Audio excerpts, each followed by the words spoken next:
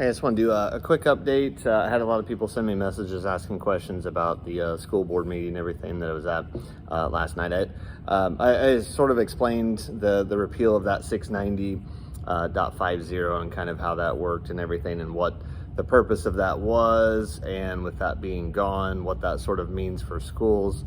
Without that, the enforcement mechanism that was being used for the last however long that's been, I guess, that's been repealed.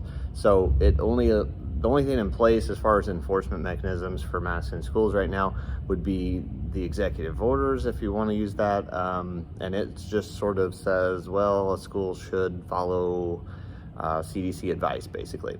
So there's not really any, and this applies to businesses too, not just schools. So with that being gone, there's not really anything that schools can do about it. So if an example, kids show up and they say, hey, we're not doing it, there's not really anything that can be done about it, because the school compliance, or against the school itself, I should say, the compliance mechanism for that, there was a form that the enforcing entity would have been IDPH. That's the one that repealed the rule themselves, actually. So and there was a form to fill out, say if somebody was not complying with enforcing masks at schools, check this box, and that says non-compliance with 690.50, which is now gone. So I don't know if I know there's some confusion on that. I know there's a lot of different moving parts to that, but essentially it's been removed.